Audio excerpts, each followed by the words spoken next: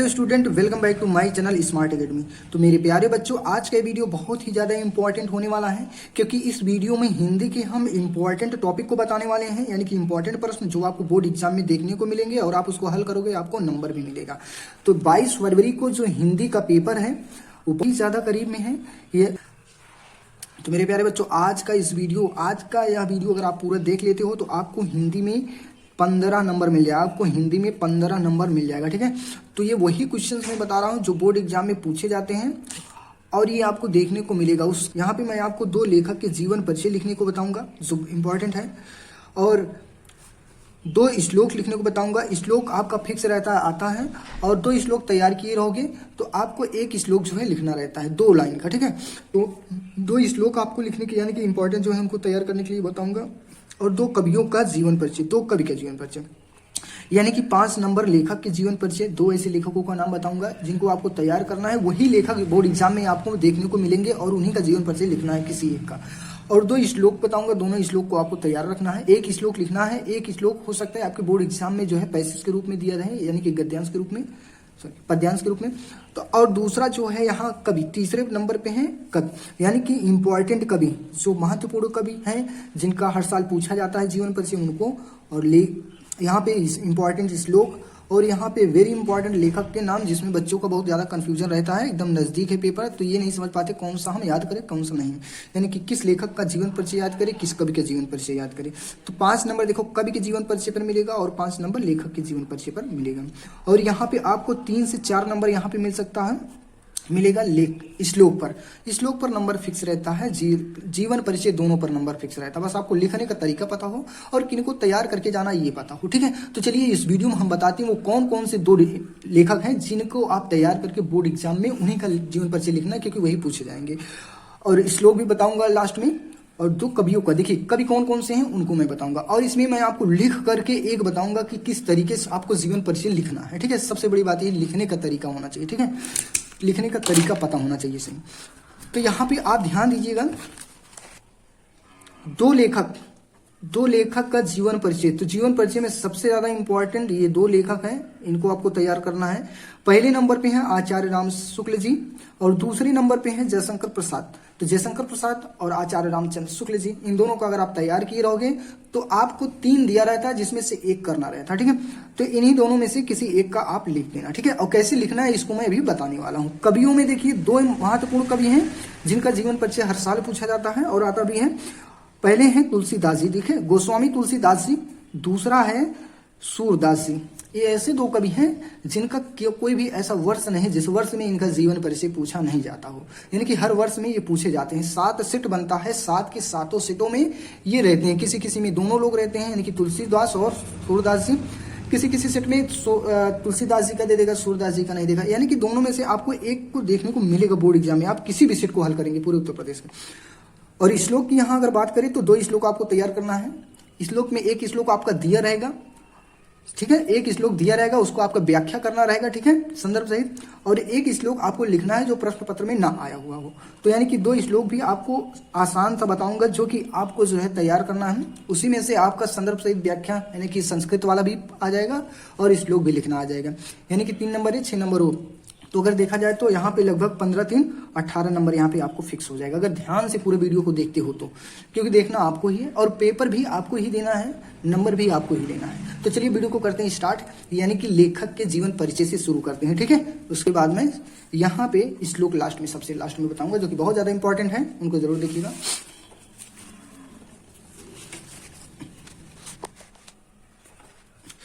देखिए सबसे पहले आपको क्या करना है, अगर आपको बोर्ड एग्जाम में ऐसी कॉपी मिलती है, ठीक है, वहां पे लंबी लेंथ की कॉपी मिलेगी, तो यहाँ पे आपको देखना है ऊपर आपको सबसे पहले डालना है प्रश्न उत्तर संख्या, ठीक है। जो उसमें प्रश्न पत्र में जो संख्या रहेगा क्वेश्चंस का वही डालना है, ठीक है। यहाँ पे तो आप प्रश्न पत्र में संख्या देखेंगे किस नंबर पे है क्वेश्चन, ठीक है, वहां डालेंगे, ठीक है। 22वें नंबर पे, 25वें नंबर पे, ठीक है, किस नंबर पे है उसको यहाँ डाल देना है।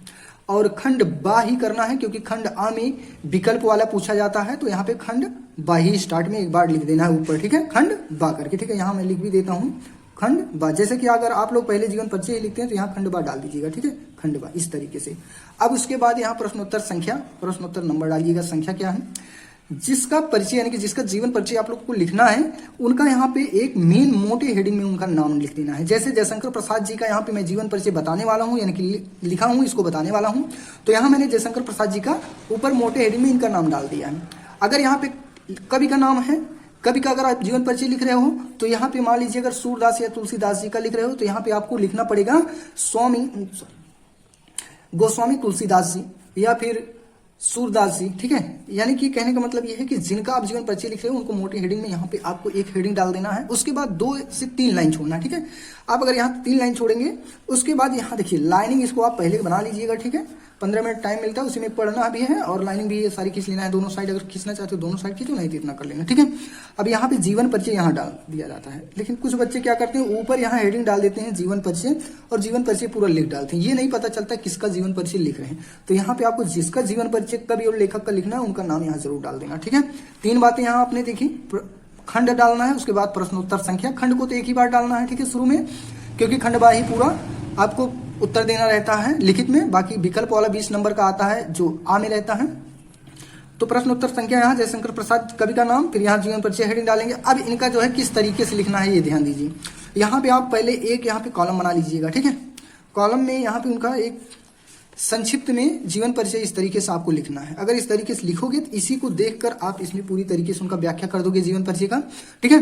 तो यहाँ पे एक इस तरीके से ब्लैक पेन से मोटे इसको ऐसे कर देना। इस तरीके से बनाओगे कॉपी भी अट्रैक्टिव दिखेगी, यानी कि एग्जामिनर को अच्छा भी लगेगा और नंबर देने में उसको कोई दिक्कत नहीं होगी।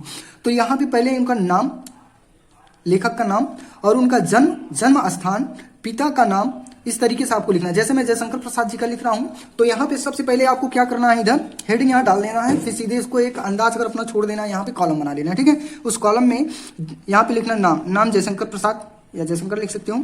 जन्म 1890 ईस्वी में, स्थान कहाँ पे, काशी में हुआ था।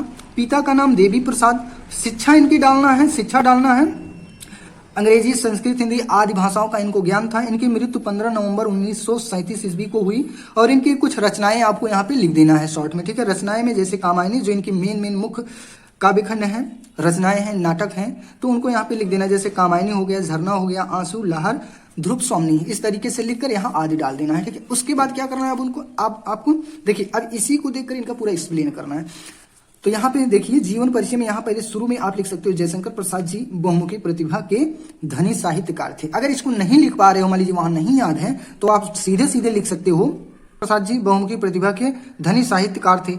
इनका जन्म 1890 ईस्वी में काशी के सुघनी साहू नामक प्रसिद्ध वैश्य परिवार में हुआ। तो आप यहाँ ब्लैक पेन से इसको जो है यहाँ पे जो मेन बातें हैं उनको यहाँ पे आप इन्वर्टेड कामा में कर सकते हो, यानी कि ऐसे कामा लगा के कर सकते हो, या ब्लैक में लिख सकते हो। लेकिन यहाँ अगर आप शॉर्ट में लिखे हो तो यहाँ काले में लिखने की कोई जरूरत नहीं, ठीक है।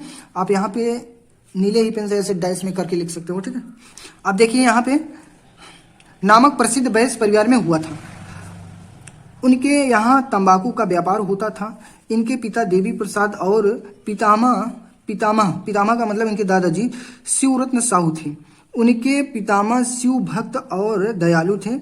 उनके पिता, यहाँ से देखिए, उनके पिता अत्यधिक उदार एवं साहित्य प्रेमी थे। प्रसाद जी का बचपन सुखमय था, क्योंकि इतना बड़ा व्यापार चलता था तो वहाँ पैसे वैसे कोई दिक्कत थी नहीं, तो इसलिए इनका बचपन बहुत सुखमय था। बचपन में ही उन्होंने अपनी माता के साथ धारा क्षेत्र, ओमकारेश्वर, पुष्कर और ब्रज आदि तीर्थों की यात्रा की थी। और यहाँ पे देखिए, और इनके 4 वर्ष बाद माता पिता दोनों का निधन हो गया। प्रसाद जी का शिक्षा दीक्षा और पालन पोषण उनके बड़े भाई शंभू रत्न ने किया। इनकी पढ़ाई क्वींस कॉलेज में हुई। इनकी पढ़ाई कहाँ पे हुई? क्वींस कॉलेज में।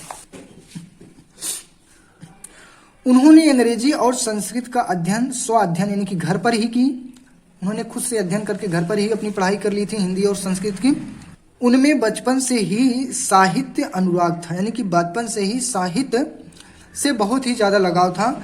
वे साहित्य पुस्तकें पढ़ते और काव्य रचनाएं करते रहे। प्रसाद जी का स्वतंत्र रूप से काव्य रचना के मार्ग पर बढ़ने लगे। काव्य रचना के मार्ग पर बढ़ते रहे और बढ़ने लगे। इसी बीच उनके बड़े भाई शंभू रत्न जी का निधन हो जाने के कारण घर की स्थिति खराब हो गई, यानी कि उनका निधन हो गया और घर की स्थिति खराब हो गई। व्यापार भी नष्ट हो गया, यानी कि व्यापार भी बंद हो गया था, खत्म हो गया। और उनकी मृत्यु क्षय रोग के कारण 47 वर्ष में 15 नवंबर 1937 ईस्वी को हो गई। ठीक है, अब इनकी कुछ रचनाएं हैं, इस तरीके से आपको लिखना है।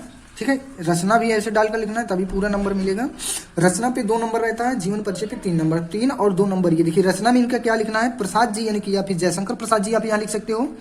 काव्य, कहानी, उपन्यास, नाटक आदि सभी विधा पर काम किए, जैसे कामायनी महाकाव्य, चंद्रगुप्त, ध्रुव स्वामिनी, स्कंदगुप्त आदि इनकी क्या थी रचनाएं। अब उसमें से काव्य कौन था, आंसू, कामायनी, लहर और झरना, ये चारों क्या थे उनके काव्य। कहानी में क्या था, आधी, इंद्रजाल, छाया, प्रतिध्वनि आदि। ठीक है, ये उनकी कहानी थी जो उनके द्वारा लिखी गई थी। उपन्यास में तितली, कंकाल और इंद्रवती, ये उनकी उपन्यास था। अब यहाँ पे उनकी भाषा शैली भी आप लिख सकते हो, तो यहाँ डाल देना लास्ट में भाषा शैली, इससे आपका एक भी नंबर नहीं कटेगा। भाषा शैली में, तो भाषा शैली में सभी कवियों का या लेखकों का लगभग एक ही रहता है। खड़ी बोली क्या हो, खड़ी बोली, खड़ी बोली। ठीक है, और अवधि, यहाँ पे अवधि लगभग सब प्रयोग करते थे, लिखने में भी और बोलने में भी। और ब्रज भाषा कौन थी, ब्रज। आदि भाषाओं का आदि लिख देना बस। ठीक है, इनकी भाषा शैली खड़ी बोली, अवधि और ब्रज। ठीक है, आदि रही। ठीक है, बस इतना अगर आप लिख देते हो तो आपको पूरा नंबर मिल जाएगा जीवन परिचय पर, चाहे वो लेखक का हो या कवि का हो, इसी तरीके से आपको लिखना है। ठीक है, अगर इस तरीके से आप लिखते हो, चाहे लेखक का हो या कवियों का जीवन परिचय हो, तो आपको पूरा अच्छा नंबर मिलेगा। ठीक है, देखिए यहाँ लेखक में मैंने जयशंकर प्रसाद जी का दिखा दिया किस तरीके से करना है, इसी तरीके से कवियों का भी अच्छे से जो है दोनों तैयार कर लेना है। वीडियो के डिस्क्रिप्शन में लिंक है, अगर आपको जीवन परिचय यानी कि कवि के जीवन परिचय में लिखने में अगर कोई दिक्कत तो उसको देख लेना, वहाँ अच्छे से बताएं तुलसीदास जी का जीवन परिचय लिखने के लिए कैसे लिखा जाता है, और श्लोक भी वहाँ बताएं। लेकिन श्लोक इसमें मैं अगला दिखा रहा हूँ, श्लोक आपको कौन कौन सा श्लोक तैयार करना है। ठीक है, तो क्या है, देखिए पहला श्लोक जो कि देखिए बहुत इंपॉर्टेंट है, देखिए मोस्ट इंपॉर्टेंट दिया गया है और ये लगातार पूछा भी जाता है। तो यहाँ सर्वे भवन्ति सुखिना, सर्वे संतु निर्मया, सर्वे भद्राणि पश्यन्तु मा कस्यति दुख भवे भवेत। तो ये 2 लाइन की आपको श्लोक भी तैयार करना है, एक इसको तैयार करना, और इसी का देखिए संदर्भ सहित व्याख्या भी आ जाता है, तो इसलिए एक श्लोक इसको तैयार करना है। सर्वे भवन्ति सुखिना, सर्वे संतु निर्मया, सर्वे भद्राणि पश्यन्तु मा कस्यति दुख भवे भवेत।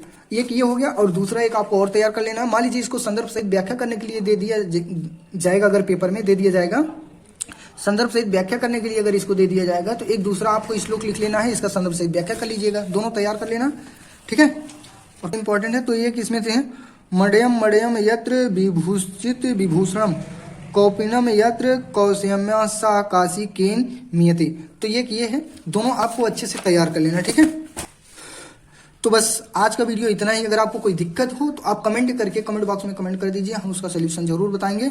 तो आप लोग कमेंट करके बताइए वीडियो कैसी लगी और आप इससे कितना सीखे, इसको पूरा जरूर तैयार करके जाइए। मैं लास्ट बार फिर बता रहा हूँ, तो वीडियो को लाइक कर देना, शेयर कर देना, चैनल पे नए हो तो चैनल को जरूर सब्सक्राइब कर देना, क्योंकि इस टाइप के इंपॉर्टेंट वीडियो मैं लाता रहता हूँ इस चैनल पे। तो फिर मिलते हैं किसी मोस्ट इंपॉर्टेंट टॉपिक के साथ, तब तक के लिए जय हिंद।